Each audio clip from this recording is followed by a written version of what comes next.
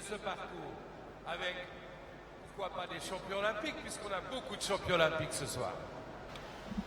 Bonsoir à tous, merci beaucoup. Mesdames, Mesdemoiselles, Messieurs, bonsoir. On vous souhaite la bienvenue ici à Palexpo à l'occasion du 57e concours hippique international de Genève. On s'apprête à suivre l'un des événements que beaucoup de spectateurs attendent. Il s'agit du cross indoor. Vous le savez peut-être, Genève qui réunit cette année 4 disciplines sous un même toit à l'occasion de ce concours. Nous avons bien évidemment le saut, comme à l'accoutumée, nous avons le dressage, on a pu suivre tout à l'heure la reprise libre en musique. Nous avons l'attelage et nous avons également le cross. Cross dont vous voyez la liste de départ s'afficher sur vos écrans.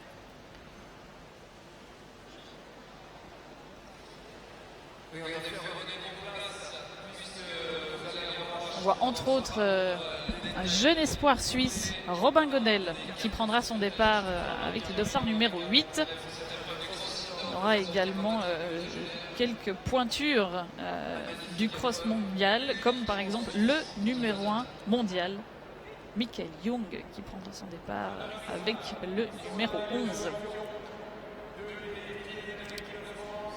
Et pour vous commenter cet événement, je ne suis pas seule, bien entendu. J'ai à mes côtés 2 consultants. On va, honneur aux dames, on va tout d'abord accueillir Mélodie Yonner. Bonsoir Mélodie. Bonsoir Julie.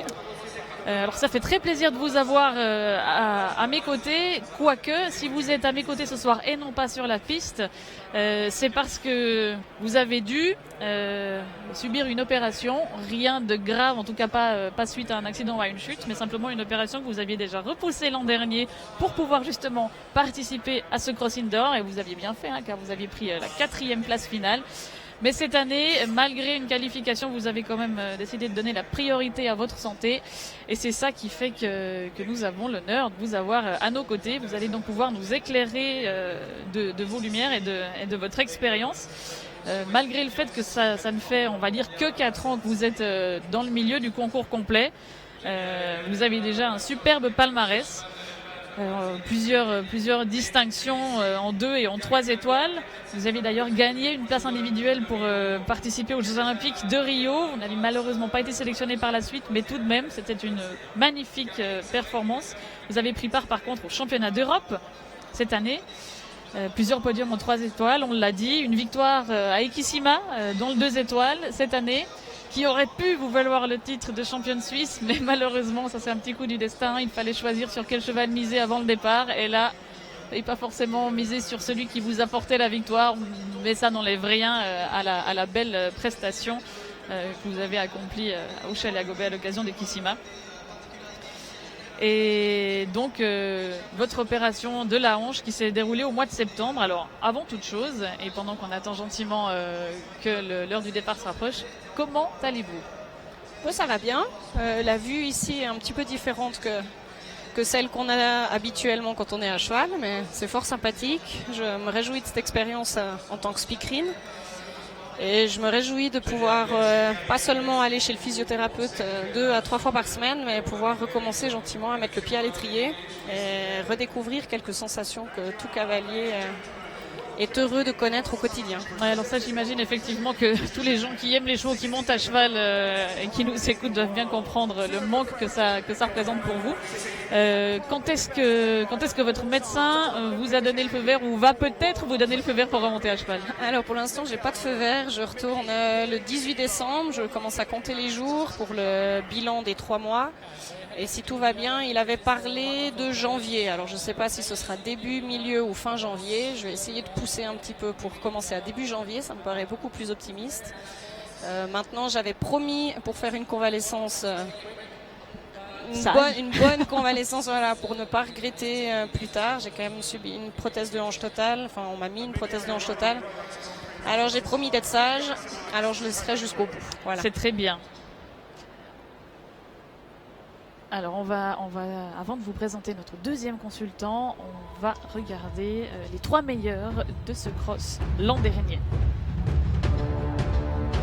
Avec de superbes images. C'est dommage que ce ne soit pas les 4 meilleurs d'ailleurs, ouais, sinon on aurait vu Mélodie. Je dois dire que c'est un peu dommage. Aurélien Leroy terminé deuxième, Lara Deliberec qui était troisième. Et la main au ciel de Sydney Dufresne et de Looping, qui sont assez spécialistes de la discipline d'ailleurs. C'est peu de le dire. Hein. Sydney Dufresne et Looping, on les retrouvera un aujourd'hui avec le numéro 14. Et eh bien, je vous parlais de notre deuxième consultant que nous allons saluer. Bonsoir, Christophe Delair. Bonsoir Julie. Merci beaucoup de nous rejoindre aux côtés de Mélodie Yonner. Bonsoir Mélodie. On va avoir deux points de vue très intéressants parce que nous avons le point de vue cavalier avec Mélodie et on a le point de vue organisateur avec Christophe Delair qui fait partie du comité et qui vient de nous rejoindre là il y a 2 petites minutes parce qu'il était en train de finaliser la mise en place de la piste. Alors une première question, Christophe, comment on se sent là à quelques petites minutes du premier départ, un petit peu tendu ou comment ça va? Bah écoutez, cette année ça va plutôt bien, ça fait la 4e année qu'on organise ce cross. On a eu 3 missions qui se sont déroulées à merveille, il n'y a pas de raison que la 4e ne soit pas pareille. Donc plutôt décontracté. Alors ça c'est très bien. Quelques petites questions. On sait qu'il y a d'autres cross indoor qui se déroulent du côté d'Elbosch, du côté de Bordeaux. Celui de Genève, si je ne m'abuse, est jugé au temps idéal, alors qu'ailleurs, c'est un barema au chronomètre. Il est effectivement un tout petit peu différent. Ça a été un choix du comité. J'étais à 200% pour ce choix-là, pour qu'on fasse une épreuve qui est plutôt une démonstration plus qu'une vraie épreuve en tant que telle. Si on évite d'aller trop vite et de tourner au bar MC, on va ainsi éviter un tout petit peu les accidents et on va plutôt montrer ce qui est vraiment le complet au lieu de montrer un derby avec des obstacles fixes en indoor. Effectivement, c'est une décision qui se comprend tout à fait et puis qui ravit le public ici à Genève. On voit les tribunes qui se remplissent au fur et à mesure. On doit être sold out ce soir ici à Geneva Palexpo à l'occasion de ce cross indoor. Question maintenant à la cavalière qui s'adresse à Mélodie Yonner. Quand on est dans les starting blocks comme ça, à quelques minutes de prendre le départ, eh bien comment est-ce qu'on se sent? Alors, on fait signe qu'il va y avoir un petit spectacle ou une petite chanson. On répondra à la question tout à l'heure. On va laisser champ libre aux artistes tout d'abord sur la piste. Et puis Mélodie Yonner nous expliquera tout à l'heure comment on se sent avant d'aborder un tel cross. Débuter, pour sa mémoire, cette épreuve du cross indoor présentée par la tribune de Genève par l'une de ses chansons interprétée en live depuis la piste. Interprété en live par Anso. Anso, la reine des soirées du concours de Genève depuis 10, 12, 15 ans, mais une amie surtout tellement chère. Et Anso, eh bien, elle vous fait vibrer le soir au Winning Round, hier soir encore, jusque fort tard dans la nuit. Mais quand elle a su que Rodolphe Chéret, le champion français, voulait absolument ouvrir l'épreuve en l'honneur de Johnny, avec Allumer le feu, qu'il voulait absolument mettre le feu à cette salle de Palexpo, Anso a dit, eh bien, on va le faire ensemble. Et c'est magnifique, c'est des choses comme ça qui se créent ici à Palexpo, entre cavaliers, entre amis, entre organisateurs, et avec Anso, la reine de nos soirées.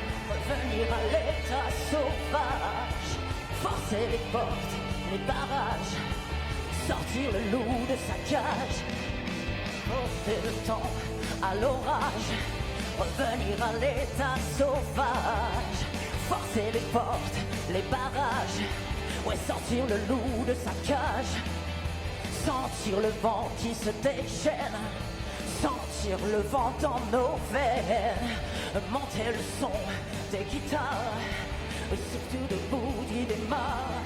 Il suffira d'une étincelle, ouais, d'un rien et d'un geste. Il suffira d'une étincelle et d'un peu d'amour pour allumer le feu, allumer le feu et faire danser les diables et les dieux. Allumer le feu, allumer le feu et voir briller les larmes dans vos yeux. Allumer le feu.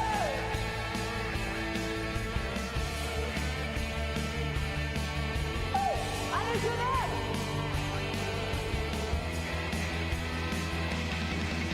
Laissez derrière toutes nos peines, nos haches de guerre, nos problèmes, se libérer de nos chaînes, lâcher le lion dans l'arène. Je veux la foudre et l'éclair, l'odeur du four, le tonnerre. Je veux la fête et les rires, ouais, je veux la foule en délire. Il suffira d'une étincelle, ouais, d'un rien, d'un contact. Il suffira d'une étincelle et d'un peu d'amour pour allumer le feu, allumer le feu et faire danser les diables et les dieux. Allumer le feu, allumer le feu et voir briller, ouais, la flamme dans vos yeux. Allumer le feu.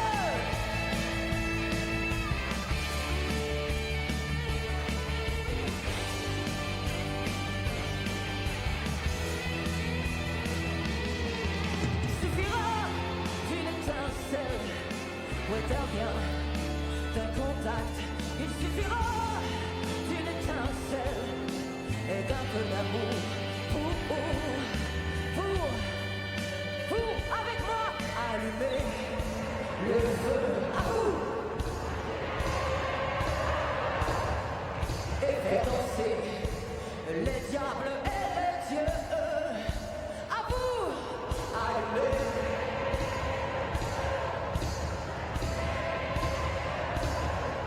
Et faire danser les diables et les dieux. Encore une fois, allumez, à vous.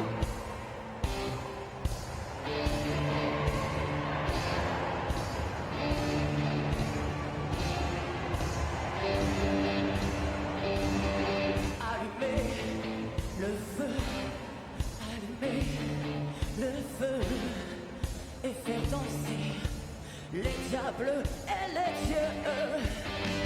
À vous, allumez, allumez le feu et faire danser les diables et les dieux. Allumez le feu, allumez le feu et voir briller les larmes dans vos yeux. Allumez le feu. Anso. Au revoir, Johnny. On t'aime. Anso qui a allumé le feu. Et il y en a d'autres qui va allumer le feu. Merci Anso. Et celui qui a allumé le feu, c'est Crossy. Alors l'hommage à Johnny Hallyday par Anso et par Rudolf Scherer, qui avait visiblement insisté pour prendre le départ en tout premier pour rendre hommage à Johnny. Alors, Rudolf Scherer, vous avez entendu la cloche qui venait de retentir. Rudolf Scherer, un cavalier qu'on connaît depuis de nombreuses années sur la scène internationale. Il a participé aux Jeux Olympiques d'Atlanta, de Sydney également. Aux Jeux équestres mondiaux en 2014, vous vous souvenez peut-être, il avait perdu son père la veille des Jeux équestres mondiaux et lors du cross, il nous avait presque tous émus aux larmes. Alors, on va peut-être laisser Mélodie Yonner nous commenter ce cross. Voilà, on voit qu'il débute le parcours comme l'année passée. Les 3 premiers numéros, ensuite il y a tout de suite une combinaison qui va mettre tout de suite un peu les chevaux aux ordres, voir un petit peu comment ils sont présents avec nous. J'ai marché un tout petit peu le cross avant de venir ici et j'ai trouvé le parcours beaucoup plus aéré que l'année passée avec des combinaisons plus intéressantes et un petit peu moins droites qu'on avait pu voir l'année précédente. Donc pour moi, je pense qu'à monter, ce sera un tout petit peu plus, peut-être pas plus intéressant, mais ça se rapproche un petit peu plus du cross pur qu'on peut voir en extérieur. On peut voir qu'au temps intermédiaire, il a un léger retard sur la première boucle. Là. Par rapport au temps idéal. Donc, par rapport au temps idéal. Là, on voit qu'il y a par exemple un obstacle tombant. Il y en a plusieurs sur le parcours. Sauf erreur, il y a 4 obstacles tombants. Et si la barre tombe, il y a naturellement des points de pénalité ? 8 points de pénalité. Et à part ça, au niveau des pénalités, une désobéissance, combien de points est-ce que ça vaut ? Alors en cross, c'est 20 points. C'est le cas ici aussi ce c'est soir. un cross ici, donc c'est 20 points également. Voilà. Alors maintenant, par contre, il y a une petite particularité depuis cette année en cross. Vous voyez, les fanions sont tombants. Donc ça veut dire que si on en touche un, typiquement, il va y avoir bientôt une pointe à passer. Sauf erreur, non, c'est encore un tout petit peu tôt. Quand on a des pointes, des obstacles très étroits, il se peut que tout à coup, avec le genou, on prenne un fanion et qu'il tombe. Si on a un doute, est-ce qu'on est vraiment passé entre les fanions ou pas ? Si on n'est pas passé dans les fanions, on est censé repasser l'obstacle, mais dans certaines situations, c'est tellement ambigu que du coup, on écope de 50 points de pénalité à la fin de notre cross. Mais on peut continuer comme si de rien n'était, là où avant, finalement, on devait arrêter.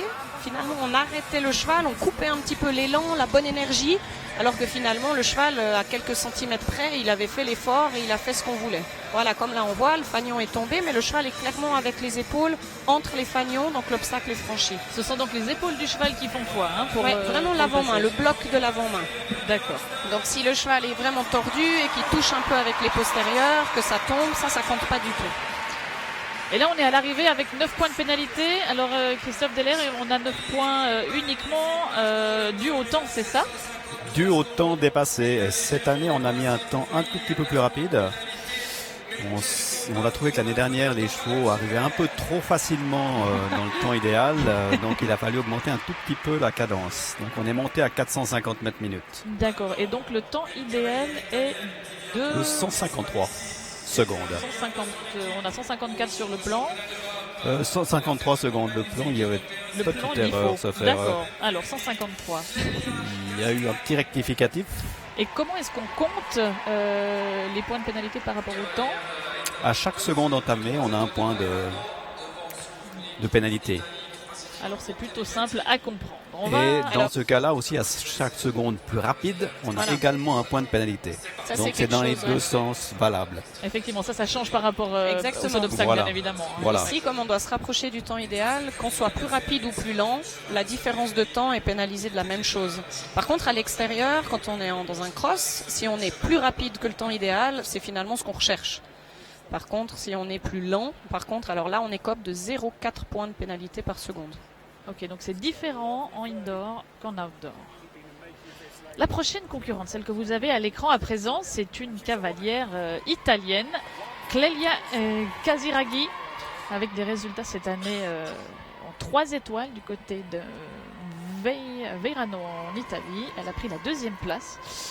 Et puis elle a également réalisé une belle performance, 3e du côté de Monte Libretti. Ouais, au niveau du temps, avant, moi j'aimerais juste rajouter quelque chose. Il se peut des fois, dans les crosses pures, on va dire ça comme ça, qu'on a des fois donc des égalités de points après les 3 manches qu'on doit faire, donc le dressage, le cross et le saut, ou le saut et le cross, ça dépend des formats. Et si par contre il y a une égalité de points après ces trois épreuves, celui qui se rapproche le plus du temps idéal passera devant l'autre égalité de points. Donc ça, je pense que c'est un peu important. Des égalités de points, il n'y en a pas très très souvent. Mais c'est là où le temps idéal que l'on doit pratiquer ici fera la différence. Et ça, c'est une information effectivement qui est importante. Et c'est ça donc qui est prépondérant dans une éventuelle Donc décision. finalement, c'est bien d'être rapide, mais finalement, ça peut nous jouer des fois des tours. C'est pas nécessaire d'arriver 15-20 secondes. Et encore, je suis très optimiste parce que souvent, quand on est dans le temps, on est déjà Déjà aux heureux d'y anges. être. Voilà, Oui. exactement. Alors, Oups, hop.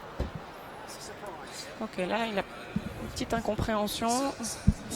On voit pas tout à fait comment elle a abordé. Sur cette haie, on doit aborder un tout petit peu la haie de travers pour que le cheval comprenne bien qu'il y a la pointe qui s'enchaîne en ligne droite derrière. Et là, il y a eu apparemment une petite mésentente.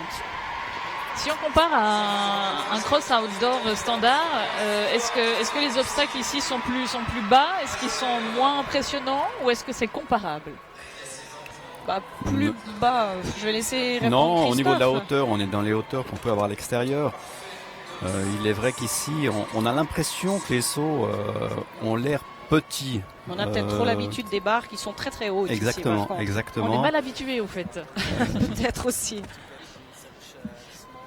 Après, ici, c'est un format qui se court. Les formats de 3 et 4 étoiles ont des obstacles qui seront forcément plus conséquents qu'on a ici. Ça, oui. Mais parce qu'on a une vitesse différente, il y a quand même des paramètres extérieurs qui sont différents. Les chevaux n'ont pas l'habitude du bruit, ils n'ont pas forcément l'habitude de la luminosité. Donc c'est aussi logique que ce soit adapté par rapport à ces nouveaux... Ouais, ce nouvel environnement finalement. C'est pas habituel pour nous. Tout à fait. Par contre, ce qui est important de dire, c'est que tous ces chevaux ont sauté ce matin dans un warm-up, donc ils ont vu la piste Et l'écran géant. et l'écran géant. Donc ils sont quand même un tout petit peu habitués et s'habituent très vite. Ouais. Oui, les chevaux de complet, ce sont quand même des chevaux qui ont plus l'habitude que d'autres de voir un peu toutes sortes de formes, toutes sortes de couleurs. Voilà. Complètement. Et là, on en termine avec du coup, l'addition devient vite salée. Hein, quand il y a L'addition une devient désobéissance. salée, par contre, elle a dépassé de 16 secondes le temps idéal. Donc elle devait être assez bonne Assez au niveau rapide. assez rapide. Sans ce refus-là, je pense qu'elle devait être très près du temps. Donc là, dans la tête du membre du comité, ça se passe plutôt bien. On se dit qu'on a bien calculé ça. Alors ça passe plutôt bien parce que le premier a un dépassement de temps, le deuxième a un petit événement. C'est toujours dommage. Alors il faudrait pas le dire pour les cavaliers et les chevaux, on aimerait qu'ils fassent tous sans faute. Mais c'est vrai qu'une épreuve bien construite, c'est une épreuve dans laquelle il y a des petits événements.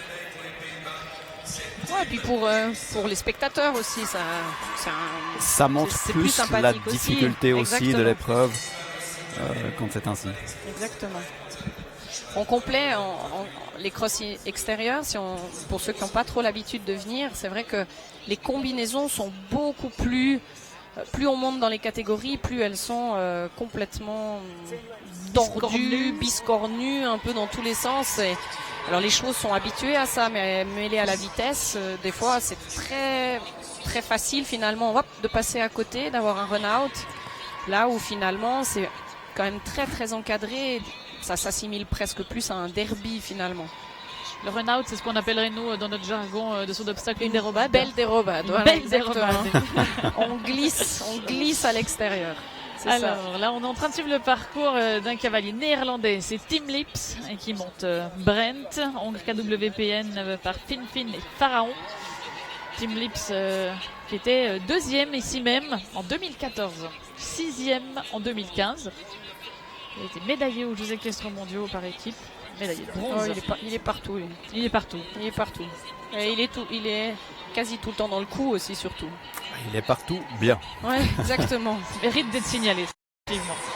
Et pour l'instant, effectivement, il nous confirme cela. Mais il est toujours sans faute. Au niveau du temps, Christophe, vous avez un point de repère. Alors, malheureusement, j'ai loupé le point de repère. Je suis désolé. C'est pas grave du tout. On va aussi vous inviter, vous qui nous suivez sur le site internet du concours hippique international de Genève ou via Facebook, à vous connecter sur un autre onglet sur le site stat.alogo.live. Stat.alogo.live. Et là, vous avez l'évolution en temps réel avec également les petits pointages qui sont faits à Logo Analysis qui nous permet de lire ça. Et là, on voit que moi, j'ai eu il y a 8 secondes de retard sur le temps. Je trouve vraiment chouette. Hein. Il y a vraiment une dynamique qui est plus intense que l'année passée, je trouve, en tout cas visuellement. Et je trouve que l'énergie générale se rapproche encore mieux, encore plus du cross extérieur que ce qu'on a vu toutes ces dernières années, où c'était beaucoup plus tranquille, beaucoup plus propre, j'ai envie de dire. C'est pas négatif, hein, mais là les combinaisons sont un petit peu plus, il y a des angles de combinaisons qui sont très intéressants. Vous êtes en train de me dire, si je lis entre les lignes, que ça démange un petit peu de ne pas le monter, ce cross-là. Ça démange complètement, mais c'est vrai que je trouve très très chouette parce que on voit un petit peu plus les difficultés, je trouve. L'esprit se rapproche encore plus, alors que les risques sont avec ce temps idéal, les risques sont extrêmement calculés, et c'est pour ça, pour le comité de Genève, c'est extra.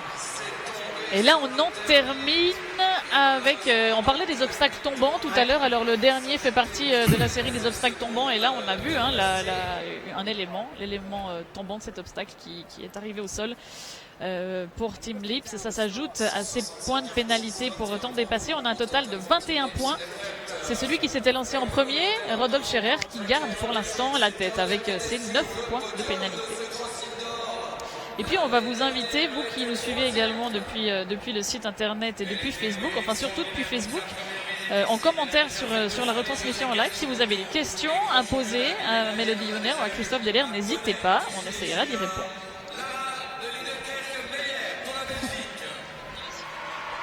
Et je pense qu'on n'aborde pas, Christophe Delair, les chefs de piste, on n'aborde pas. Est-ce que ce sont les mêmes chefs de piste que les chefs de piste de saut d'ailleurs? Non. Non, ça on s'en doute un petit peu, hein, mais... Non, le chef de piste ici est Peter Müller, qui est très connu au niveau du complet, du cross, qui est un spécialiste 100% de la construction de cross. Effectivement, et je pense que tout comme ça l'est en saut d'obstacle, l'importance du savoir-faire et du génie du chef de piste est primordiale en cross. Le génie du chef de piste est là surtout pour faire un cross qui est difficile, intéressant, mais pas dangereux. Alors quand on dit chef de piste, pour ceux d'entre vous qui nous suivraient et qui ne connaîtraient pas particulièrement bien cela, on parle de la personne qui va dessiner le parcours et puis qui va ensuite veiller à sa bonne mise en place. Il y en a qui dessinent des plans d'immeubles, mais il y en a qui dessinent des plans de parcours. Alors là, nous sommes en train de suivre le parcours de l'île de Reckenmeyer qui était 3e l'an dernier. Niana Darville, c'est le nom de sa monture.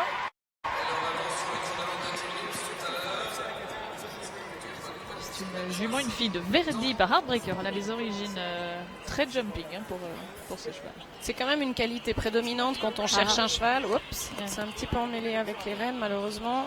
Ça a l'air d'avoir récupéré. Toute l'importance d'avoir aussi, et ça je pense que c'est vraiment primordial, vous allez confirmer ou infirmer ça, Mélodie, d'avoir un cheval qui va au feu et qui va sauter ce qu'il a devant le bout du nez. Un cheval cross, une de ses plus grandes qualités, c'est quand même d'avoir envie de jouer le jeu jusqu'au bout, d'être courageux pour nous, de nous faire confiance. Après, un cheval qui a la santé, qui a du sang, de l'énergie à donner, mais les excellents chevaux de cross, ils donnent tout pour nous, ils visent les fagnons, comme on pourrait dire. Parce que les obstacles sont tellement étroits dans certaines situations, on vient un petit peu tordu, et si le cheval ne nous donne pas un coup de main, on est quand même une petite chose si le cheval ne nous donne pas un coup de main. C'est vraiment une histoire de couple. Hein. Complètement. Et là, on nous pose une question sur le Facebook. Je vais vous la poser, Mélodie. On nous dit tout simplement, Karen nous demande, est-ce que le cross, c'est dangereux ? Alors là, il y a un grand débat sur le cross. Est-ce que le cross est dangereux ? Moi, j'ai envie de dire que le cross est extrêmement médiatisé quand il y a un petit souci, peut-être beaucoup plus que le saut d'obstacle ou un accident finalement dans une école d'équitation ou dans une balade, une randonnée. Alors dangereux, oui, ça comporte des risques bien entendu, mais les accidents arrivent quand il y a un souci, quand il y a eu peut-être une mauvaise gestion d'un obstacle, d'un abord, d'un cheval. Et l'accident, finalement, il arrive dans toute discipline. Moi, je pense que dans le cross, il est extrêmement médiatisé. Et un accident qui est arrivé sur une place de concours il y a 1 année, 2 ans, 4 ans, on en parle encore 15 ans après. Voilà. Moi, c'est mon opinion. Je ne sais pas si Christophe a un point de vue Non, je m'approche assez de ce point de vue. Pour moi, c'est pas un sport dangereux. Ça dépend s'il est bien pratiqué ou pas. Je veux dire, c'est un sport très technique. Ouais. Il faut travailler, il faut aussi avoir des bons chevaux. Maintenant, on a quand même augmenté la qualité des chevaux. Il y a eu une époque où on complet effectivement un mauvais sauteur. On se dit on va faire du complet parce qu'il n'est pas un bon sauteur. Maintenant, c'est plus le cas. On a vraiment des très bons sauteurs. Alors, merci Mais beaucoup. il est vrai qu'on est sur des obstacles fixes et un accident peut arriver. Mais on a aussi connu des accidents au dressage, pareil. Randonnée, balade. Et aussi en voiture. Oui, effectivement. Absolument. On va vite prendre le temps de parler du résultat de Lara Deli-Dereke Meyer qui a terminé avec 13 points de pénalité. 165 secondes 28, elle a pris la deuxième place. Rodolphe Scherer et la France qui conserve donc les commandes. Et ce sont les couleurs du Brésil qui nous rejoignent à présent avec Rui Fonseca et Tom Bombadil. Et puis si on revient sur la sécurité, là on a le parcours qui va commencer. Et comme on a vu avec Gilly quand on a marché le cross avant, vous allez voir sur le numéro 4, qui est un profil quand même, numéro 3, pardon, qui est quand même un profil assez vertical. Maintenant, il y a tout un procédé pour la sécurité des obstacles qui est mis en place. On met une sécurité des pins de chaque côté de l'obstacle. Ici, il y a un abord qui est vraiment pas bon, fatigue d'un cheval, le cheval s'encouble, on se trompe tout simplement, l'erreur est humaine, etc. On va voir, donc là, il y a le numéro 2. Et sur l'obstacle qui va arriver, qui est quand même vertical comme je disais avant, si tout à coup il y a vraiment un souci, il y a des sécurités de côté et avec la vitesse et la force avec laquelle le cheval va taper dedans, ça va lâcher. Et du coup la perche du dessus va tomber, donc le bois du dessus va tomber pour permettre au cheval de se rééquilibrer et pour éviter des grosses chutes qu'on n'aime absolument pas voir. Et ça, il y en a de plus en plus et sur tout type de profil. Donc ça, c'est important à noter le gros travail de la FEI. Justement, la sécurité sur le cross est vraiment une préoccupation constante. Oui, alors merci beaucoup pour cette information, Mélodie. Effectivement, j'ignorais. J'ai découvert ça tout à l'heure en déroulant le parcours à pied à vos côtés. Et pour l'instant, côté du cavalier brésilien, ça se passe plutôt bien. On sort après 1 minute et au niveau du temps, eh bien, on est quand même en retard. On est en retard, donc on voit que le choix des organisateurs d'avoir augmenté un tout petit peu la vitesse rend beaucoup plus intéressant parce qu'ils sont obligés d'avancer un peu plus et on se rend compte qu'il y a un peu plus de fautes que l'année dernière où ils pouvaient mieux s'appliquer sur certains sauts. Et surtout, ce qu'on n'avait pas apprécié l'année dernière dans le style d'épreuve, c'était les gens qui à l'arrivée attendaient de voir le temps déroulé pour se dire j'ai encore 10 secondes avant de passer la ligne d'arrivée. Je fais un petit galop rassemblé là voilà. en attendant. Voilà. Et c'est vrai que le public ne comprenait pas pourquoi. Oui, effectivement, ça peut paraître un peu étrange. Après, il y a une chose, là, je suis en train de penser à quelque chose. Là, on a vu, il y a 2 obstacles qui ont été suivis. C'était le numéro 16 et le numéro 17. Alors que c'est 2 obstacles qui sont très rapprochés à la suite. Alors là, par exemple, entre 2 numéros distincts, on aurait le droit en cross de faire une volte entre ces 2 numéros sans que ce soit compté comme une dérobade ou un refus. Par contre, si c'est les mêmes obstacles avec A et B, donc une combinaison, si on fait une volte entre ces 2 obstacles, on sera pénalisé de 20 points, donc pénalisé d'un refus ou d'une dérobade en fonction du souci qu'on a eu. Mais très souvent, quand il y a des numéros différents, on a la possibilité de prendre un petit peu plus notre temps pour prendre un tout petit peu moins de risques. Par contre, bien sûr, on va perdre du temps, mais on va gagner 20 points par rapport au résultat final. Voilà, l'éventuelle désobéissance. Par contre, effectivement, on s'éloigne du temps idéal. C'est ça. Merci une fois de plus. J'apprends plein de choses avec vous ce soir, Mélodie. Alors, le cavalier brésilien donc, termine maintenant 165 secondes 26. 13 points aussi, mais juste devant 2 centièmes plus rapide que Lara Deli-Dereke Meyer tout à l'heure, donc il va lui passer devant. Cavalier brésilien qui n'est pas n'importe qui, on a un joli panel de cavaliers, 4 participations aux Jeux Olympiques pour lui, 2 fois les Jeux équestres mondiaux et une médaille d'argent par équipe au Panaméricain en 2015. Et pour l'instant, toujours le meilleur résultat, 9 points de temps pour Rodolphe Scherer. J'attends tout de même avec impatience un cross sans faute et sans pénalité de temps. Parce que si on n'a que des dépassements de temps, ça voudrait dire qu'on s'est quand même un tout petit peu trompé au niveau de la vitesse. On dit toujours que la perfection, il faut au moins qu'il y ait un sans faute dans le temps. Ah, il y en a encore pas mal de cavaliers à suivre et pas des moindres. Il y a quelques bons qui vont arriver quand même. Effectivement, on a entre autres le numéro 1 mondial, entre autres le vainqueur de l'an dernier.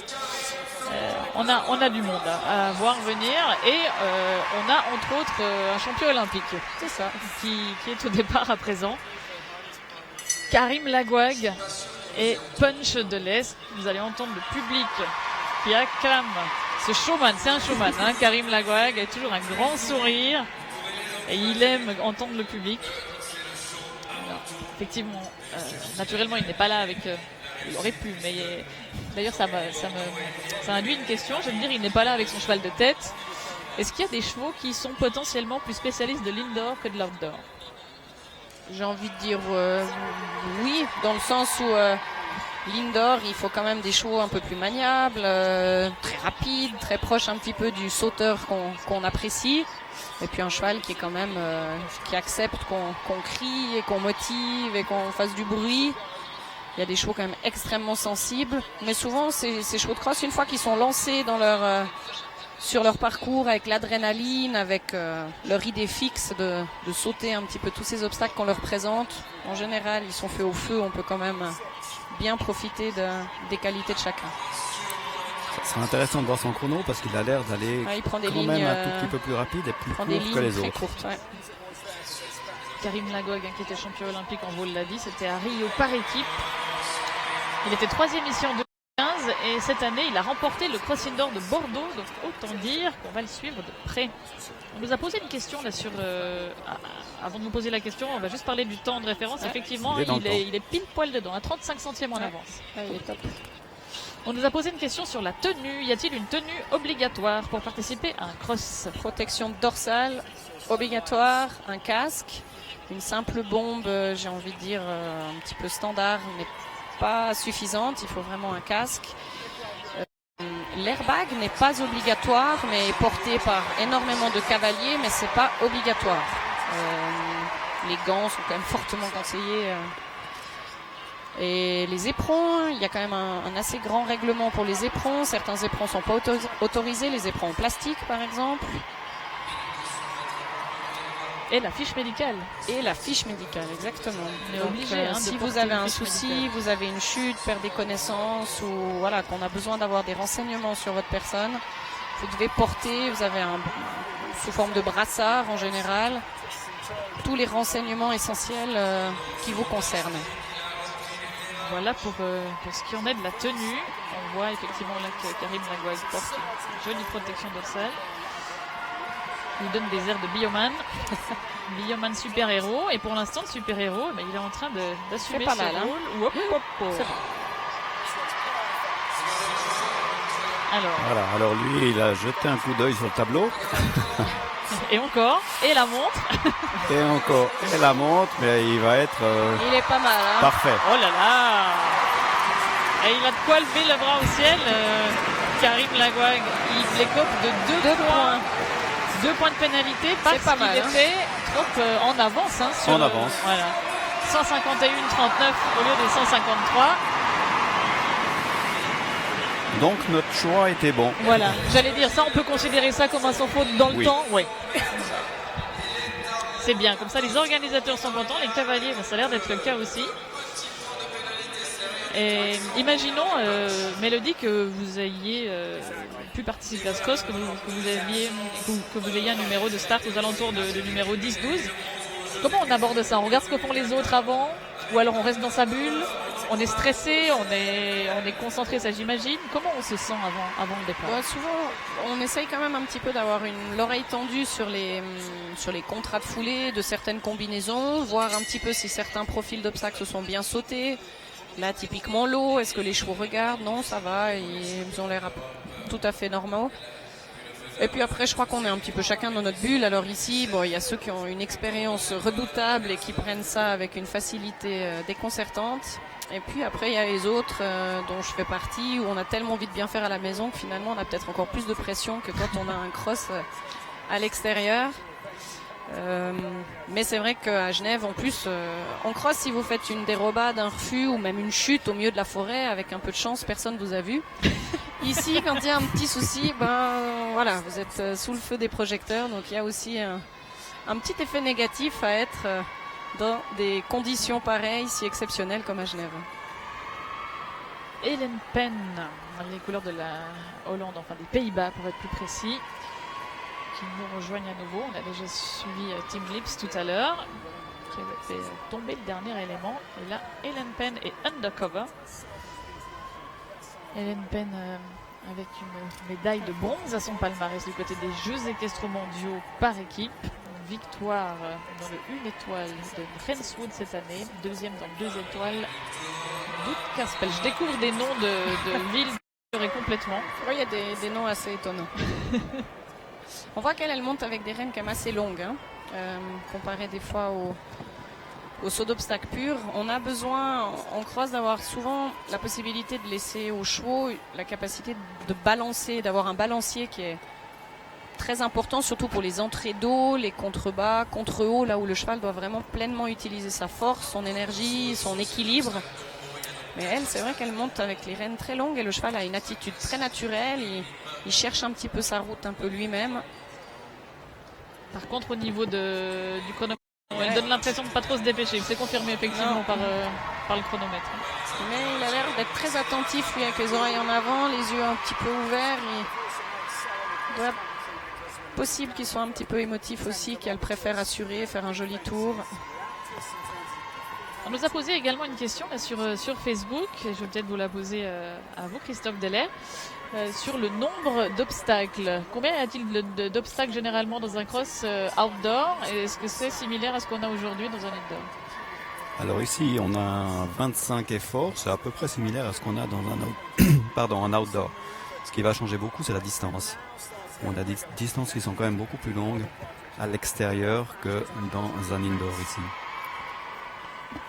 Alors, merci beaucoup pour cette réponse. Et puis ce qui m'amène à une autre question, peut-être pour Mélodie. On imagine bien que si les chevaux de cross sont des athlètes à part entière, qu'est-ce qu'on a comme entraînement pour ces chevaux? Est-ce qu'on a des programmes d'entraînement comme pour un athlète on est censé, j'ai envie de dire.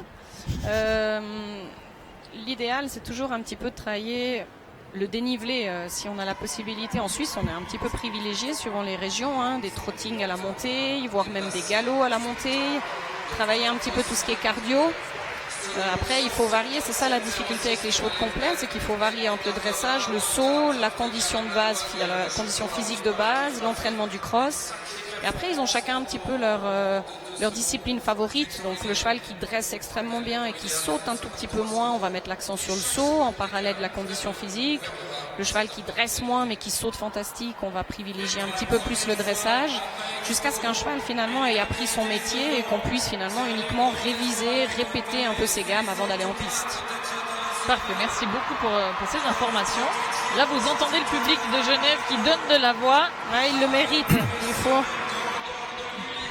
Parce qu'on accueille un jeune espoir du complet suisse, n'est-ce pas Mélodie? Absolument. Robin est vraiment parmi les jeunes, les plus talentueux qu'on ait actuellement, bien qu'il fasse peut-être finalement depuis le même nombre d'années, il a peut-être fait plus de cross que moi aujourd'hui, soyons un peu honnêtes. C'est vrai que Robin, c'est instinctif, il monte les crosses extrêmement bien, il noue une relation avec...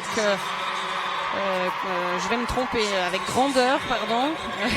Il a changé de nom, donc pardon. Et par contre, c'est vrai que ce couple est très emblématique. Par contre, le cheval peut être très très émotif.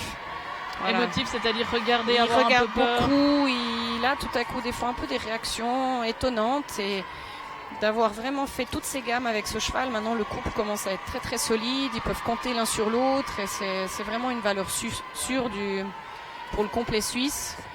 Et il en est, il est dans sa première année de jeune cavalier. Ce qu'il effectue avec ce cheval, c'est extra, quoi. C'est vraiment super. Il y a 19 ans, Robin Godel, tout jeune. Le cheval est jeune aussi. Ils ont vraiment des perspectives d'avenir géniales.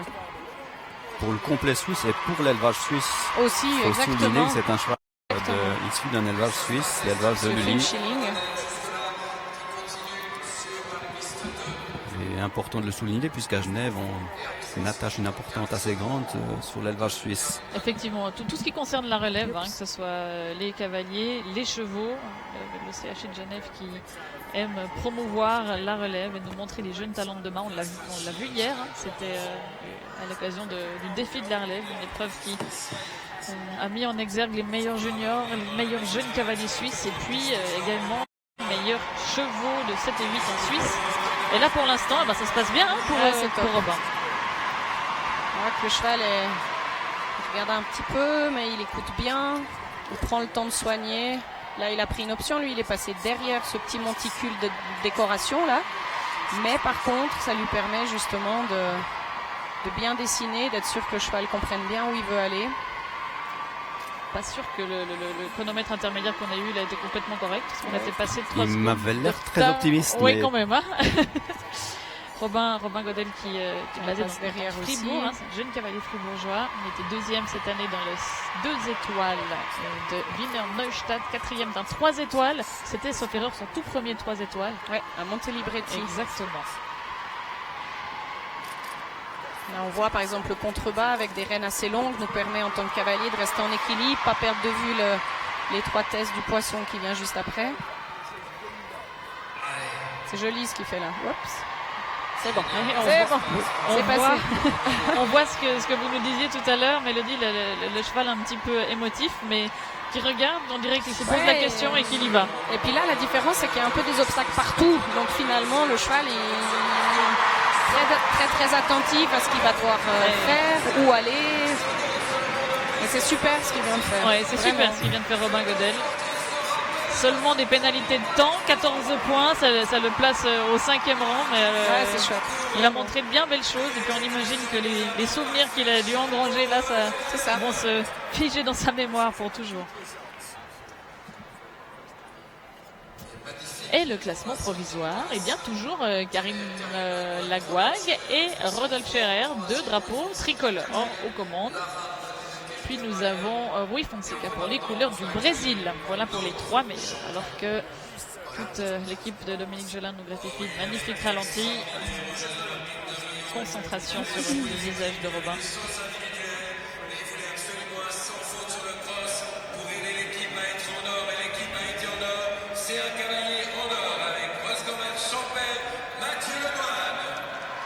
Champion olympique en 2016. Quand on vous disait qu'on avait un super parterre de cavaliers dans toutes les disciplines à l'occasion de ce 57e concours hippique international de Genève, ce n'était pas un mensonge. C'était pas de le dire. Karim Lagouag tout à l'heure, et là un autre membre de l'équipe médaillé d'or du côté de Rio, Mathieu Lemoine, en bronze aux Européens en 2015 également, vainqueur cette année du côté de Jardy, avec également de très bons résultats en 3 étoiles. Et l'an dernier, ici, il terminait 7e de ce même cross. Ce qui est toujours très difficile à Genève, que ce soit pour les cavaliers de cross ou de saut, on a une forte demande des cavaliers pour venir monter ici à Genève. Donc c'est toujours difficile de dire non aux gens. C'est plutôt bien d'être victime de son succès. Oui, mais on aimerait bien pouvoir faire plaisir à tout le monde. Alors ça, je comprends, effectivement.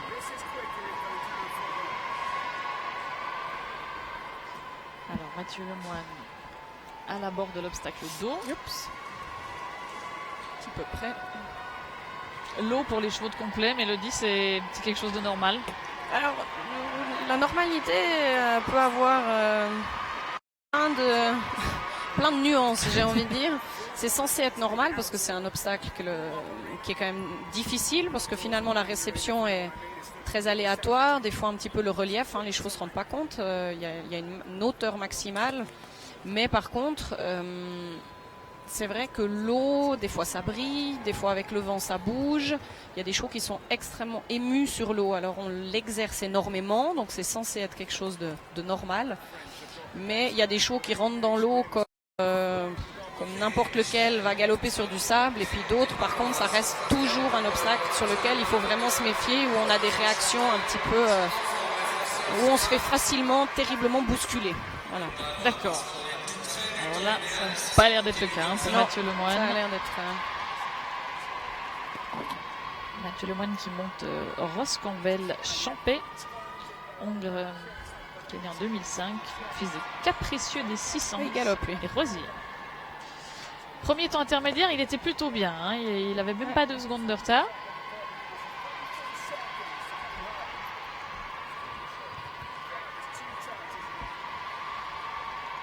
Mais on voit nettement la différence de cadence entre son cheval et le cheval précédent. Hein. Tout à fait. La foulée un peu différente. Oups, là un tout petit peu... Oups.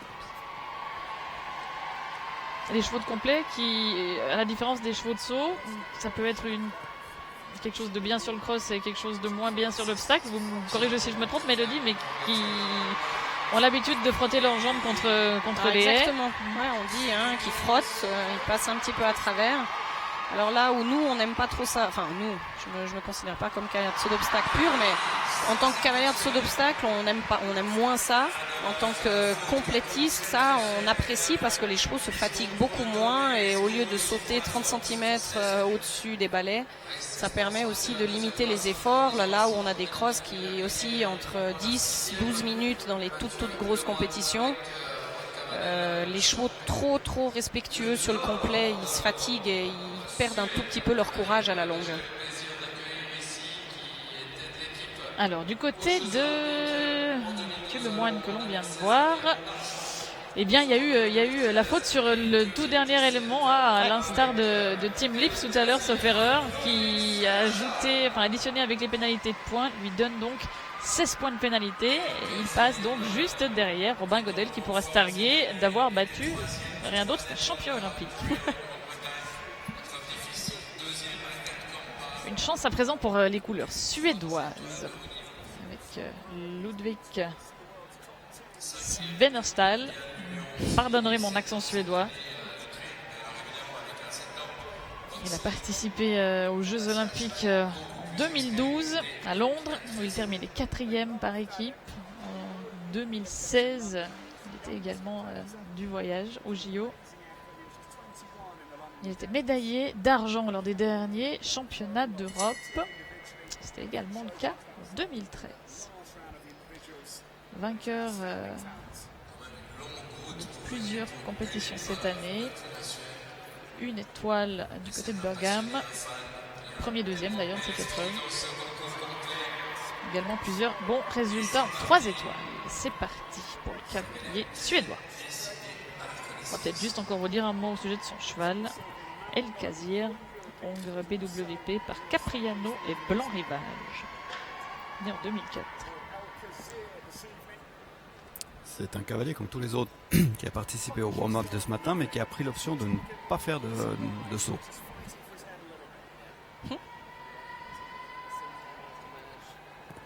Donc le warm-up a l'occasion pour les cavaliers de venir sur la piste avant la compétition. Et c'est vrai que la majorité des cavaliers donc choisissent de sauter à ce moment-là, Christophe Delair.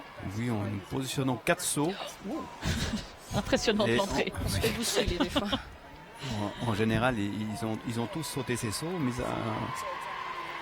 il n'y a que lui et Lynn Bonnemüller aussi qui n'a pas sauté qui a décidé de ne pas sauter. Par contre, les deux sont rentrés dans l'eau. Je crois que c'est surtout important, c'est de rentrer dans le gué. C'est quand même très particulier par rapport à un gué naturel à l'extérieur.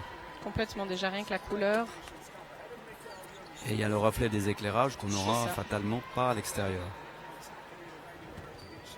Je suis personnellement un peu étonné de ne pas encore avoir vu cette barre tomber sur les tonneaux là, parce qu'on est quand même dans un virage où on vient avec une belle galopade. Ouais, mais il y a un joli pied quand même, l'obstacle est quand même assez grand.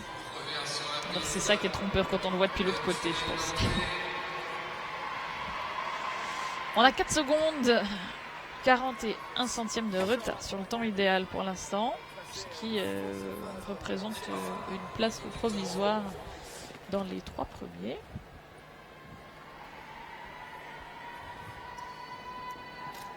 Il imprime une jolie cadence, hein, Ouais, régulière. Monsieur Schwenerstahl.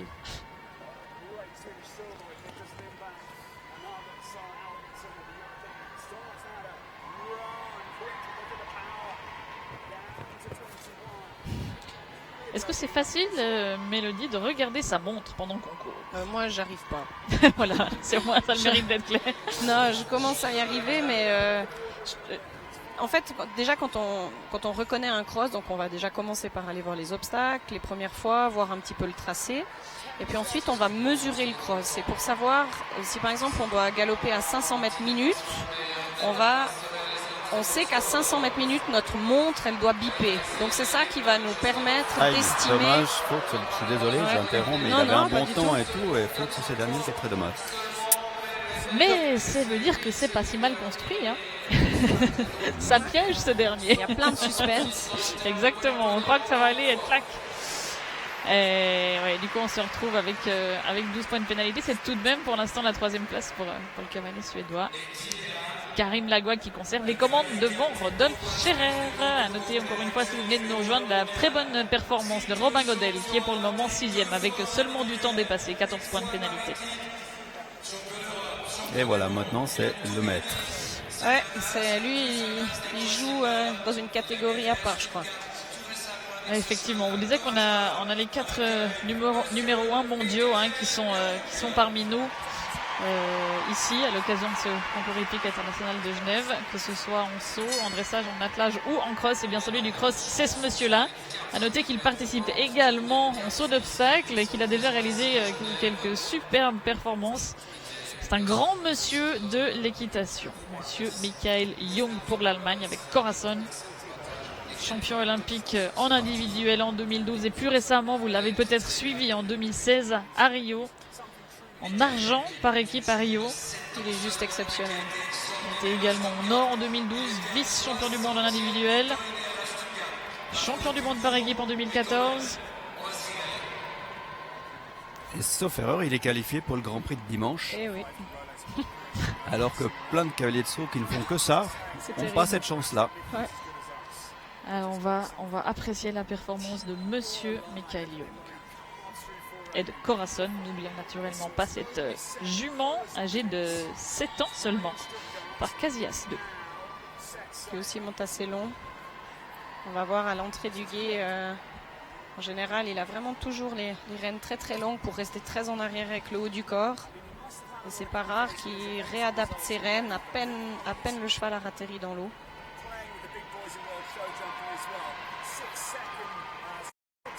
Par contre, il est assez prudent au niveau de la cadence. Il est un tout petit peu en dessous du temps, je pense. On va le savoir tout de suite.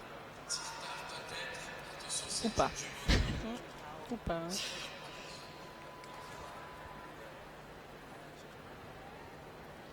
Je m'attendais à voir le temps intermédiaire s'afficher. Ça va venir.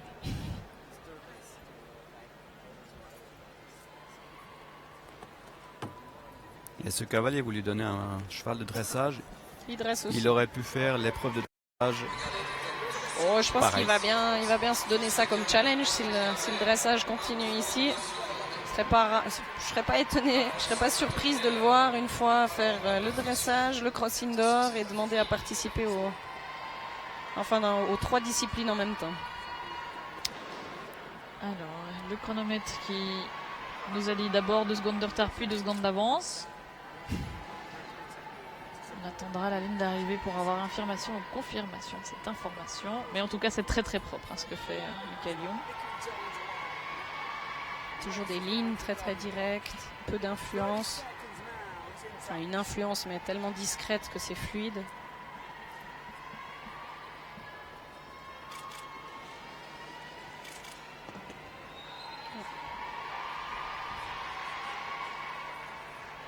Alors, Oups, c'est bon. il va y avoir un petit peu de retard, effectivement, oui.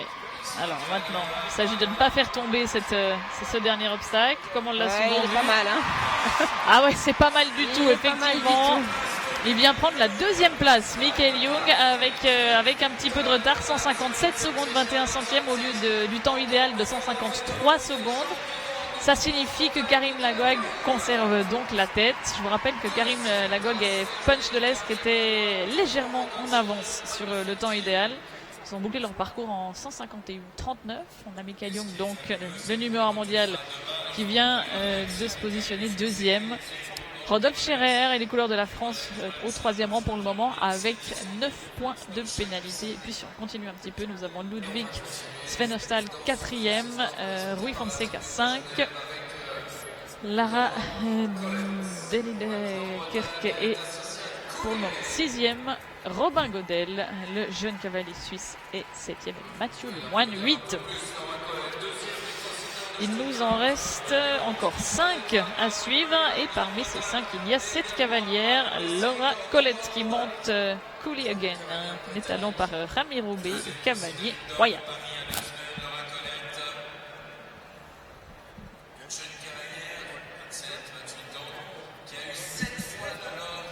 Laura Colette qui a terminé deuxième du Cross Indoor à Stuttgart cette année et elle a gagné le 3 étoiles du côté d'Almeric Bergham chez elle en Grande-Bretagne. Vainqueur également en Irlande du côté de Ballindenisk. Je vois baver le cheval et ça me fait penser, on voit souvent sur les chevaux une sorte on n'en voit pas ici parce que les chevaux ont tout petit peu moins de risque de se taper, de glisser sur les obstacles. Mais souvent, on met de la vaseline sur les l'entier des antérieurs, plus des postérieurs, surtout les grasset aussi. Que si on a tout à coup un obstacle qu'on prend un petit peu vite ou avec des balais, tout à coup c'est un petit peu forcément un petit peu irritant pour les chevaux. Ça protège bien. Et si tout à coup le cheval resterait potentiellement coincé l'espace d'une fraction de seconde, ça permet vraiment au cheval de glisser sur un profil d'obstacle. Donc cette surface blanchâtre qu'on voit sur les chevaux de cross, c'est pas qu'ils sont épuisés et transpirants au point d'avoir besoin de dormir pendant une journée, voilà. Mais c'est de la vaseline et qui permet justement de protéger ses chevaux. Effectivement, ça c'est une question qui revient souvent quand on est novice en concours complet et qu'on voit pas de la transpiration de la bave, c'est vraiment une protection. Et puis pendant qu'on parlait de la bave, et bien finalement l'écume blanche qui sort de la bouche du cheval, la salive simplement, c'est pas non plus un mauvais signe. Non, justement pas. Ouais.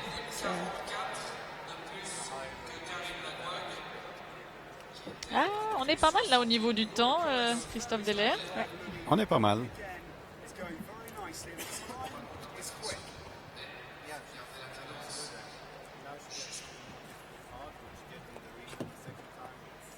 On prend toujours des lignes assez courtes. Foulée assez maniable, le cheval revient bien, peut jouer avec ce rythme. Ça c'est aussi important en halle de pouvoir accélérer partout où on peut. Là elle va passer devant.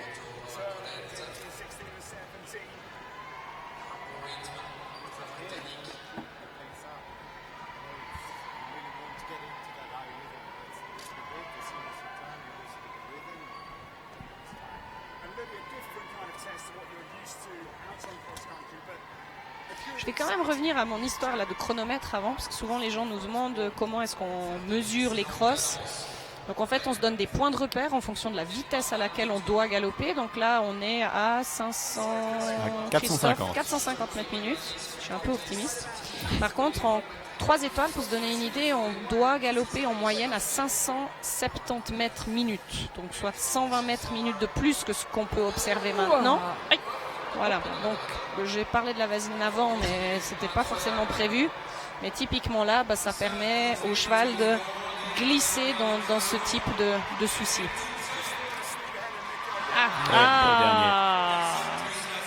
Oui, décidément ce dernier qui tombe.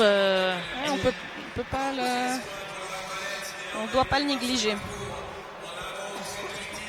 Et le problème, les gens arrivent, ils savent qu'ils ont dépassé le chrono. Donc ils chassent un tout petit peu sur ce dernier. C'est vraiment fait pour ça, c'est finalement construit avec pas mal de réflexion.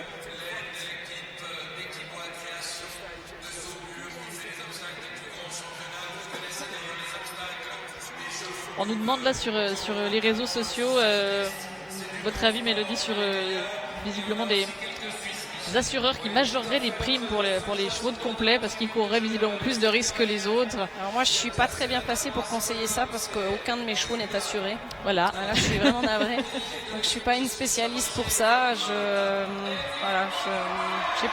malheureusement pas un avis très concret à donner. Après ça c'est presque plus un débat politique qu'un débat sportif. Je pense qu'on va rester du côté du sport ce soir. Voilà. Et du sport avec une cavalière suisse, Evelyn Bodenmüller et Waldmann. C'est quelqu'un Ils que sont vous géniaux connaissez les deux ensemble, ouais, bien sûr. Cavalière qui est toujours très sympathique, qui est toujours disponible pour donner des conseils depuis le temps qu'elle est là, qu'elle pratique cette discipline. Waldmann est un génialissime cheval, mais tout autant caractériel par moment. Et c'est parti.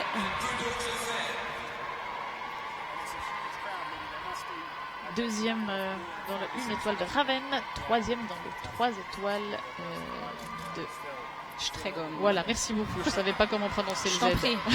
Il n'y a qu'à demander. En Pologne. Il n'y a que des consonnes. C'est ça. Voilà, là on voit qu'elle a explosé le fanion, ce qu'on disait avant, ça c'est pas du tout grave. Toujours un cheval très très rapide, très disponible et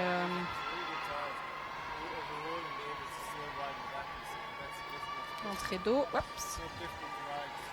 L'entrée d'eau, elle est pas toute simple parce qu'en plus, il y a un tout léger contrebas. Donc le cheval, quand il décolle, il voit pas du tout l'eau qui est derrière. Contrebas, ça veut dire qu'on va atterrir plus bas que ce qu'on a décollé. Et puis les sauts, quand on décolle d'un saut d'obstacle, sans savoir sans savoir le profil du terrain qu'on a de l'autre côté. Des fois, on a un saut et on ratterrit à la descente, par exemple. On appelle ça des panoramiques. Voilà, donc on décolle et le cheval ne sait pas si le sol est à la descente ou même à plat. Il se lance un petit peu dans le vide comme ça. On parle de panoramique. Et ça, c'est des obstacles que les chevaux doivent vraiment apprendre à sauter dans le calme et bien s'articuler autour des sauts. Parce que tout à coup, ils auraient tendance à ne pas passer suffisamment bien les postérieurs et pourraient rester coincés. Pas coincés, mais c'est trop fort, mais tout petit peu rester prises. Et là, malgré un nombre de fanions records qui ont laissé leur cours, elle est toujours dans le coup. On est bien au niveau du chronomètre. On est bien, mais là, elle a beaucoup perdu. Perdu énormément de temps. Ouais. Il y a eu une petite défense là, il y a eu une petite mauvaise compréhension. Peut-être une ligne d'où on est, on se rend pas tout à fait compte, mais c'est vrai que les lignes, vous devez vraiment les anticiper. Donc le premier élément doit être monté en fonction de l'obstacle à sauter derrière. Là, tout à coup, peut-être qu'il y a eu un petit souci de ce côté-là ou simplement une incompréhension. Des fois, il suffit pas grand-chose. Il suffit qu'il ait eu peur aussi de la décoration qui est mise là justement pour choisir si on passe derrière ou devant.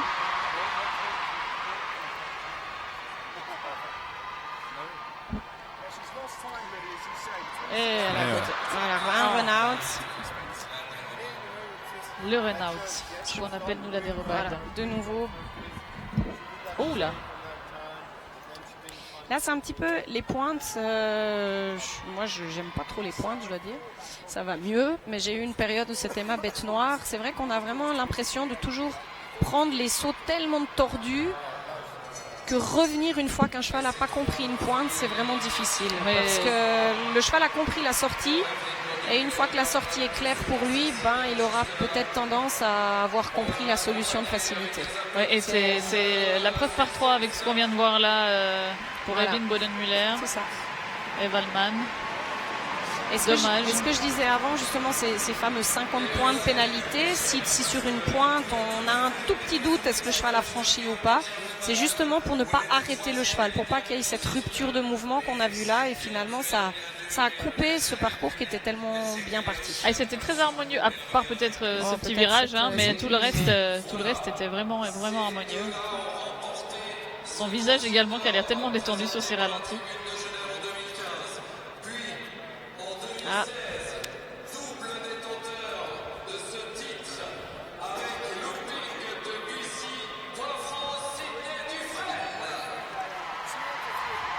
Et là, alors, mesdames, messieurs, on va suivre avec une attention toute particulière ce cavalier, n'est-ce pas? Le vainqueur de la dernière édition. Exactement, des 2 dernières éditions même. 2 dernières. Ouais, 15 et 16. Ils ont une complicité Sidney incroyable. Dufresne et son looping de Bussy. Hongre par Kersus du Maury et Alban A. Ça fait plaisir à Alban Poudret. Il est né en 1999. C'est dire s'il a de l'expérience, ce cheval.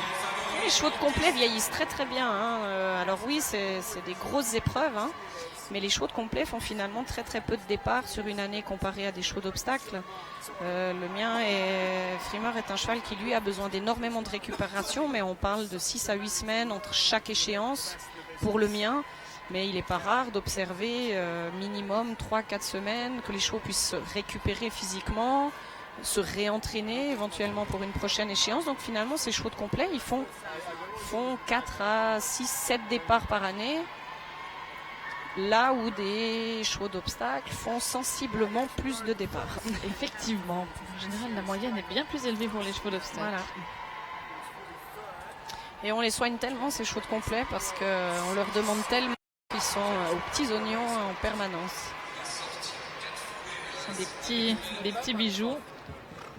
Et là, Oh. est-ce qu'on pourrait être plus proche du temps? Oui, on pourrait, bien Oui. évidemment. Concrètement, Voilà. Allez, à question stupide.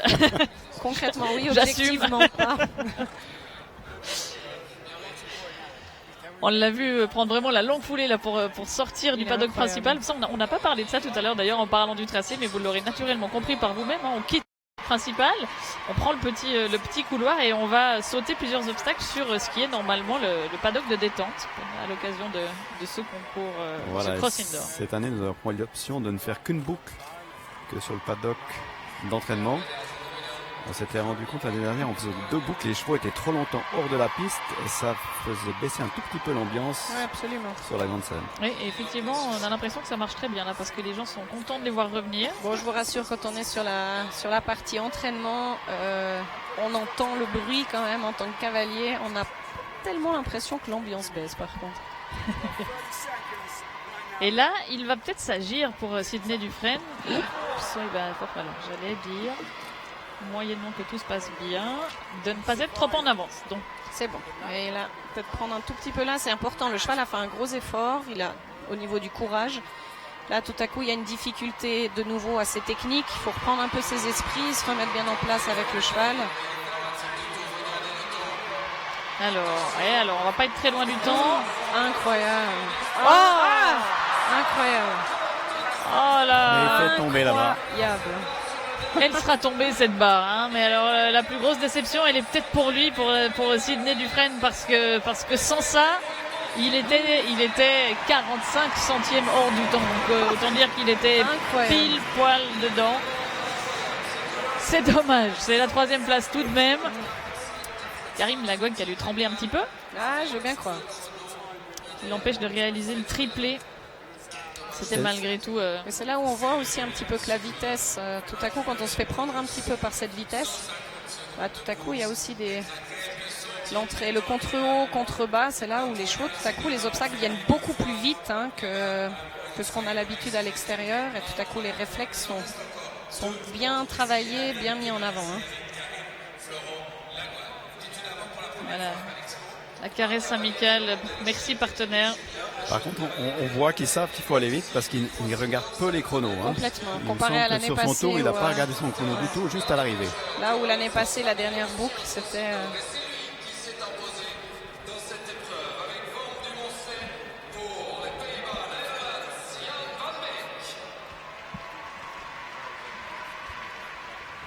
Deux concurrents encore à suivre dans ce cross indoor présenté par la tribune de Genève. C'est la Hollande qui prend l'avant-dernier départ. Jan van Beek et Vamp du Montcelet, jument par Riesling du Montcelet, et Xarcité, né en 2005.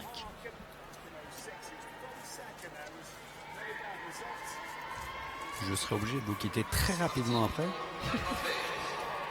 Des obligations que- professionnelles. Un peu de travail. Obligation professionnelle, non, nous faisons sauter les chevaux en liberté à 7h Donc il Chaud me de restera l'élevage, 7 les minutes 3 pour ans. monter un couloir. Donc ça va être court. Alors, si vous voulez nous quitter un tout petit peu prématurément, personne ne va vous en vouloir, Non, Christophe Deller. j'ai une très bonne équipe normalement qui doit faire ce travail à merveille.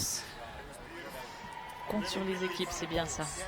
Et puis les équipes du concours hippique de Genève, ça roule. ça fait, ouais, ça roule. C'est la force principale de ce concours. Peut-être tous les bénévoles et tous les gens qui travaillent avec le cœur et avec les bras. Nous avons un tout petit peu de retard au niveau du Timing. timing. Youps. C'est malheureusement les chevaux suisses qui vont en pâtir, C'est vrai. puisqu'on doit être à l'heure pour la finale du top 10. Oui, effectivement, qui est diffusée sur plusieurs chaînes, dont une chaîne chinoise d'ailleurs. Alors là, qu'est-ce qui se passe? On est un tout petit peu en dehors du temps, au niveau du temps intermédiaire, mais ça reste quelque chose de très correct. Hein. La direction est un petit peu difficile par moment.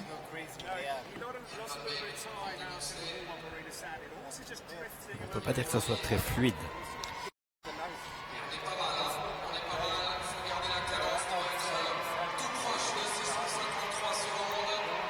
On n'a pas parlé de cet obstacle hein, qui nous permet de sortir et de rentrer du paddock.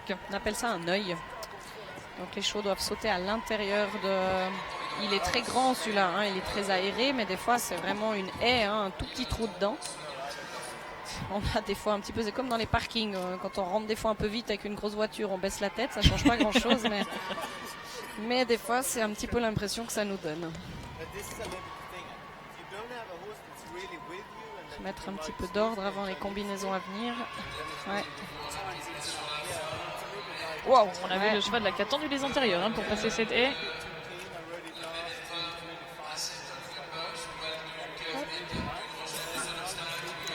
Très bien fait ça. Petit poisson à crête. Fameux poisson. Oui, il est partout. Hein. Ouais. On l'a vu aux Jeux Olympiques, on l'a vu aux Jeux équestres. Sauter le poisson, c'est quelque chose.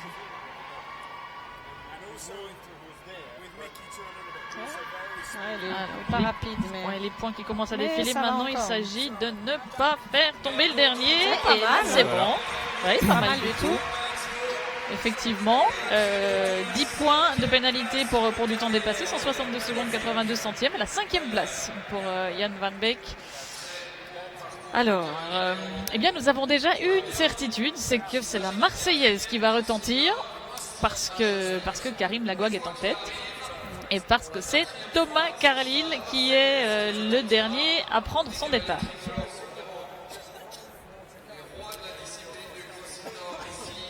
J'ai une petite préférence pour Thomas, j'espère que ça va bien se passer.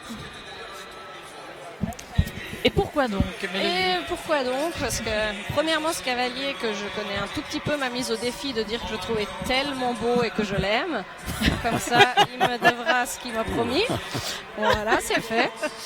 On salue Benoît. Voilà. J'adore mon mari, hein, que ce soit très très clair.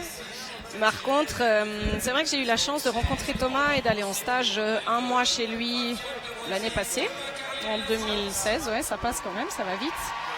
Un cavalier que j'admire énormément, qui a une capacité une connaissance des jeunes chevaux, et je crois d'ailleurs qu'il monte les jeunes chevaux demain. Les jeunes 3 ans, les jeunes 3 ans suisses hein, qui sont présentés sur la piste d'attraction. Et il a une qualité de monte et vraiment un savoir sur la formation des chevaux qui est extraordinaire. On disait tout à l'heure quand on vous a présenté, Mélodie Yonner, vous avez remporté le 2 étoiles du côté des Kissima, et bien Thomas Carlyle, lui, il s'est imposé dans le 1 étoile. Et ouais, pour une fois, c'est moi qui étais devant. Elle pourra vous raconter aussi qu'il finit vite torse nu. Alors oui, je pense qu'il faut qu'elle vous le raconte parce que ça je pense que les 800 personnes qui sont en train de nous suivre sur le direct sont ravies. Là, disons qu'avec Kissima, on a eu la chance de pouvoir compter sur lui au Cibar où tout à coup c'est parti sur une boutade, mais toutes les boutades avec Thomas mènent à quelque chose. Donc tout à coup on lui a dit mais est-ce que tu mettrais pas ta chemise aux enchères pour essayer de mettre un peu d'animation. Il en fallait pas plus pour que Thomas Carlyle finisse à torse nu très rapidement. Disons les enchères sont montées. Eh bien, voilà pour l'anecdote. Et là il monte Opium, un cheval qu'il a Oui, il était au Pouget, sauf erreur, dans le 3 étoiles. Un cheval qui monte depuis quelques années, et, que lui confie Anne, une propriétaire qui habite pas si loin d'ici, sauf erreur. Il est un petit peu en retard là, au niveau de l'intermédiaire. Ouais. Un peu moins de 5 secondes. Thomas Carlyle, au niveau de son palmarès, on n'a pas tout cité, mais on va mentionner quand même une des choses principales. Hein, médaille de bronze par équipe aux Européens 2015. Ouais, et surtout vice-champion du monde et champion du monde au Lion d'Angers avec divers chevaux, dont son très charismatique Upsilon l'année passée. Cette année, il est encore 3e avec Birman au Lion d'Angers, des chevaux de 6 ans. Il est un peu partout avec ces jeunes chevaux. Incroyable. Il a gagné le 3 étoiles de Barbary Castle. Et là, Il doit y avoir une petite erreur. ouais, au niveau du je plan pense de qu'il nouveau. affiche du vert au lieu d'afficher du rouge le chronomètre.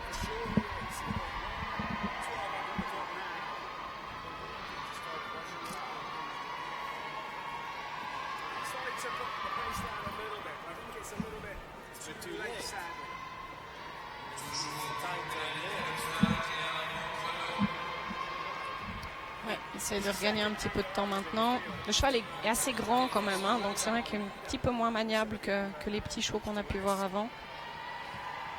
Mais c'est propre et youp, Une c'est bon. foulée qui couvre beaucoup de terrain. Ouais, exactement. Grande amplitude.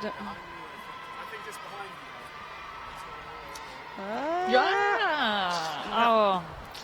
Eh ben, Ils se sont pas dommage. compris. À l'instar d'Evin Bodenmüller tout à l'heure. Hein. Et C'est puis ça. là, vous nous expliquez, Mélodie, que c'était difficile de revenir quand le cheval avait trouvé la Ouais, sortie. il faut être vraiment très très clair. Il ne doit plus y avoir de doute. Il faut prendre un petit peu son temps et peut-être juste laisser apaiser un petit peu quand même l'adrénaline. Les chevaux comprennent qu'il y a eu un petit souci. Ils sont loin d'être bêtes. Donc, dommage. On en termine avec 43 points. Bon, bah, le torse nu, ce sera certainement pas pour ce soir, quoique. La Voilà, soirée est encore malheureusement, longue. je suis obligé de vous laisser. Merci beaucoup, Christophe Delair, d'avoir Mais été merci à notre vous. consultant et de nous avoir parlé un petit peu de ce qui se passe dans la tête d'un organisateur. Faites bien sauter les jeunes chevaux. Oh, il saute assez bien tout seul. Merci bien. Merci. On va rester encore quelques secondes en compagnie de Mélodie Yonner. Karim Lagouag, on pourrait peut-être lui demander s'il est d'accord de faire tomber la chemise. À mon avis, il est assez showman pour Je pour pense ce genre de choses aussi. qu'il sera tout motivé à le faire, si c'est pour la bonne cause en plus. Effectivement, on lui en parlera à l'occasion. Alors c'est donc lui qui s'impose, Karim Lagouag, puisque Thomas Carlyle était le dernier à passer. Karim Lagouag victorieux avec punch de l'Esque, avec 2 points de pénalité, tout proche du temps idéal. 151,39 pour les 153 secondes accordées. La deuxième place revient au numéro 1 mondial, l'Allemand Michael Jung, qu'on retrouvera également dans le Grand Prix Rolex. Ça, je vous parle donc du concours hippique de jumping. Monsieur Michael Jung est non content de s'illustrer dans le cross, qui s'illustre également dans le jumping. Corazon, il est deuxième. Sidney Dufresne, vainqueur dans les 2 dernières éditions, est 3e cette année avec cette dernière barre qui est tombée. On rappelle qu'il a terminé avec 45 centièmes de plus que le temps accordé, malheureusement. Dernier obstacle tombant et boum. Enfin, 8 points. C'est 8 points aujourd'hui la barre. Effectivement. Et puis Rodolphe Scherer, 4 avec Cœur de Crack. Je crois que le nouveau barème qu'ils ont un tout petit peu modifié cette année a rendu l'épreuve un tout petit peu moins monotone. Vraiment super, intéressant.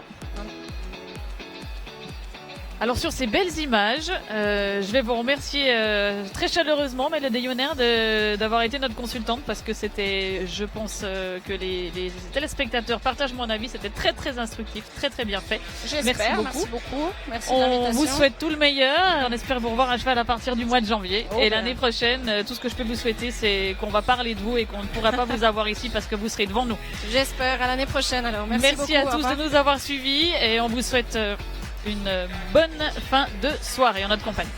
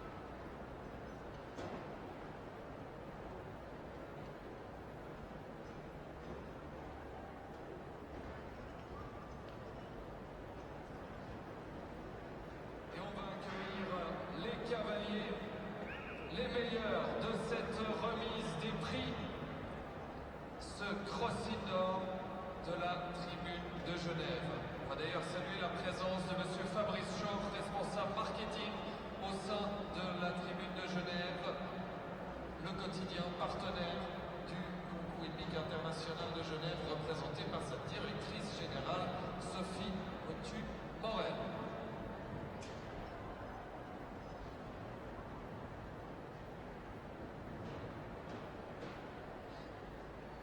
Et on va accueillir maintenant les lauréats de cette épreuve. Et je vous propose de vous lever pour les accueillir parce qu'ils ont fait le spectacle. Et imaginez la chance que vous avez. Il y a parmi eux quelques-uns des meilleurs cavaliers de concours complet de la planète. Et celui qui s'impose est un champion olympique par équipe.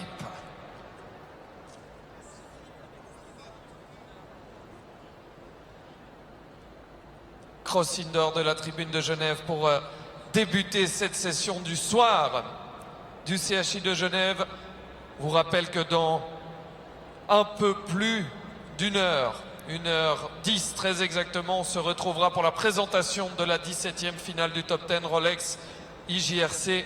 Ça s'annonce palpitant. Quelle soirée nous sommes en train de vivre. Karim Lagouag qui va nous rejoindre, tout comme ses poursuivants. Des noms incroyables, Karim Lagouag, Michael Jung, Sidney Dufresne qui est encore dans le coup cette année, Rodolphe Scherer, Jan van Beek, Ludwig Svennerstahl. Vos applaudissements pour le vainqueur. Il s'impose pour la première fois ici à Genève dans ce cross indoor de la tribune de Genève avec Punch de l'Esque, le champion olympique par équipe Karim Lagouag. Et on veut vous entendre plus que ça!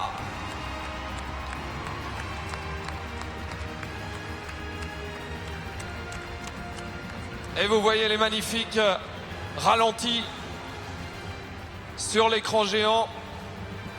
Quelle performance de Karim Lagouag, on vous l'a dit, 153 secondes le temps idéal. Il a terminé en 151,39.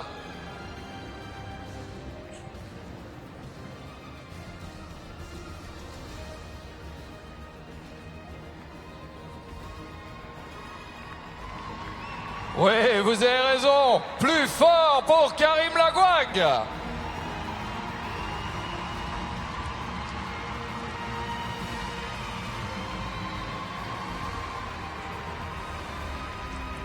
Et vos applaudissements également pour les classés suivants qui nous rejoignent, et notamment cette légende de notre sport, Michael Jung, qui est deuxième.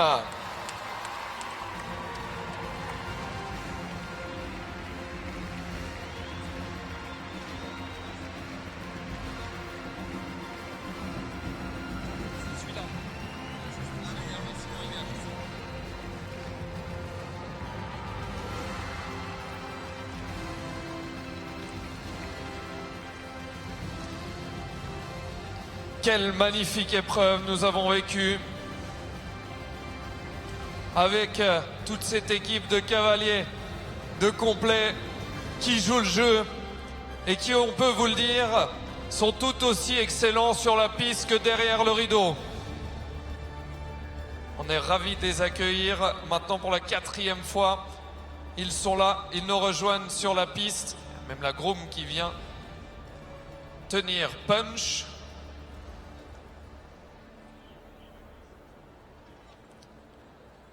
Les cavaliers qui se mettent en place pour cette remise des prix de la tribune de Genève qui parrainait ce cross indoor et qui est représenté par son responsable marketing, monsieur Fabrice Schoch, qui va féliciter les lauréats en compagnie de Sophie Motu-Morel. Et on va vous demander de faire encore un tonnerre d'applaudissements à celui qui s'impose avec Punch pour la France, le grand vainqueur Karim Lagouag.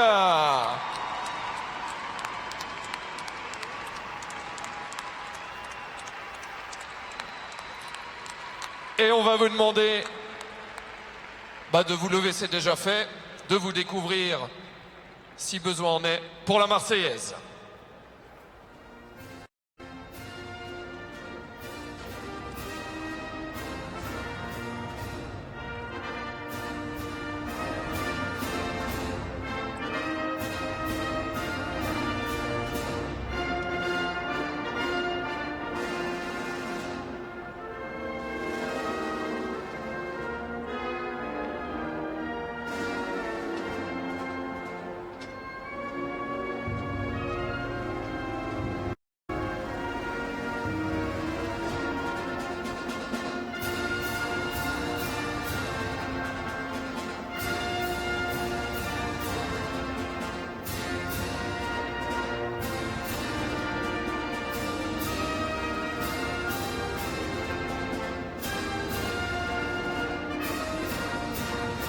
La victoire est française avec punch, Karim Lagouag.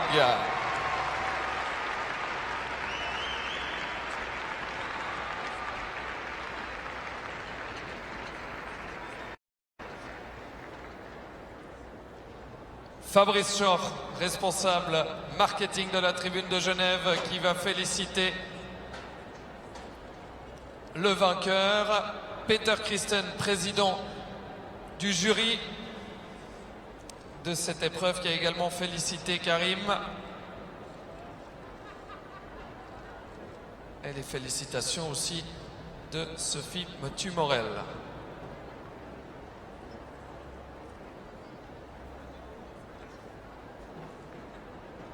On va demander un petit mot à Karim, quand même. Salut Punch. Un petit mot, Karim, de cette magnifique épreuve. Belle victoire pour la première fois. Tu t'imposes ici à Genève. Oui, c'est vrai que j'avais hâte de gagner ici. C'est un concours qui est vraiment prestigieux, que j'aime beaucoup. On est toujours bien accueillis, et notamment par le public formidable. Merci beaucoup. Vous m'avez beaucoup aidé. Voilà, ça m'a touché, parce que qu'on soit français, suisse, allemand ou peu importe, c'est le sport avant tout, et je vous remercie d'avoir ce bel esprit. Et j'ai vu qu'il y avait quelques drapeaux français aussi, ça fait toujours plaisir. Et merci encore d'organiser ce merveilleux concours. Vos applaudissements pour Karim Lagouag, Punch et Lucie. À la deuxième place, on vous l'a dit et redit, on pourrait vous le dire encore et encore, une légende de ce sport, double champion olympique individuel 2012-2016 pour l'Allemagne, für Deutschland, Corazon Michael Jung. Quelle chance de l'avoir dans ce cross indoor, et Michael Jung, vous le retrouverez demain dans le Grand Prix Rolex, puisqu'il est aussi du CSC 5 étoiles, il est parvenu à se qualifier pour ce Grand Prix. Troisième, là aussi on va vous demander un tonnerre d'applaudissements, parce que son chronomètre est de 153,45 à 45 centièmes du temps idéal. Mais il y a une faute malheureusement, et il se retrouve troisième, mais à nouveau dans le coup ici avec looping de Bussy, Sidney Dufresne.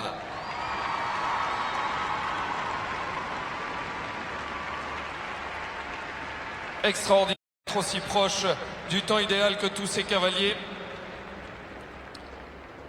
Et il avait le redoutable honneur d'ouvrir le bal. Il a allumé le feu ce soir avec cœur de crack pour la France, Rodolphe Scherer.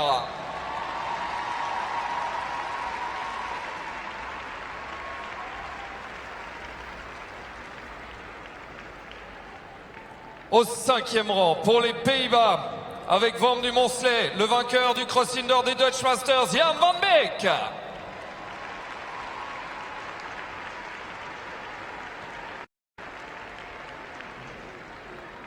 À la sixième place de ce cross indoor présenté par la tribune de Genève avec El Kazir, Ludwig Svedestal.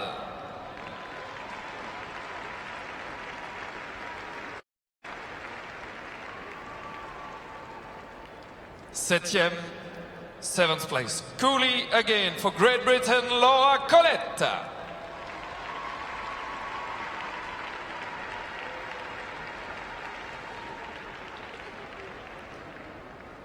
Enfin, huitième pour les couleurs du Brésil, Tom Bombaniltu, Rui Fonseca. Des fleurs qui ont été remises également à Laura Collette, la meilleure Amazone de cette épreuve. Ces 8 cavaliers qui nous ont fait vibrer, qui ont fait le spectacle, et que vous retrouverez dans les allées du concours encore ce soir, on imagine. Peut-être au-delà même de la soirée, la nuit. Et on va remercier très chaleureusement la Tribune de Genève, quotidien partenaire du CHI de Genève, qui parrainait ce cross indoor. Monsieur Fabrice Schor, son responsable marketing, qui était présent parmi nous, aux côtés de Peter Christen, le président du jury de ce cross indoor, et de Sophie Motu-Morel, directrice générale du CHI de Genève. Et maintenant, on va vous demander de faire du bruit comme vous savez faire Genève pour un tour d'honneur de folie emmené par Karim Lagouag et Punch.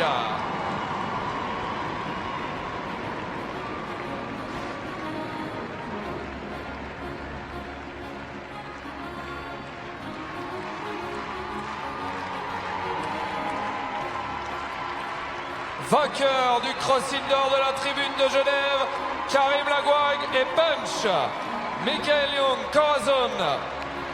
Sidney Dufresne, Looping. Rodolphe Scherer, Cœur de Crack. Jan van Beek, Vamp du Moncelet. Ludwig Svennestal, Elzazir. Laura Colette Couliagen, Rui Fonseca, Tom Bombadil tout.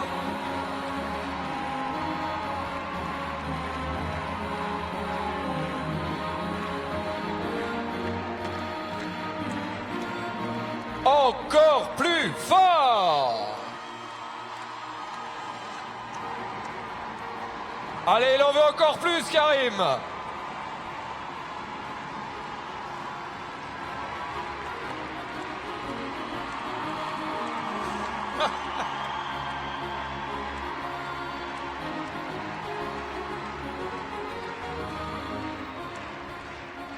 Jusqu'au bout pour ces cavaliers, Karim Lagouag, Michael Young, Sidney Dufresne, Rodolphe Scherer, Jan van Beek, Ludwig Svennestal, Laura Colette et Rui Fonseca.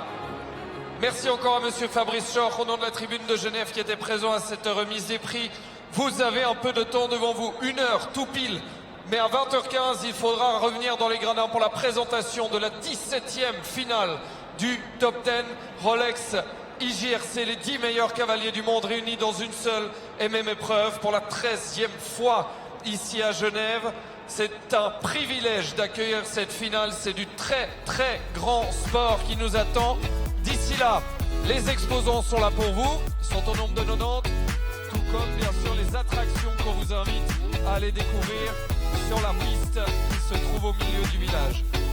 20h15, rejoignez-nous, on va vibrer encore.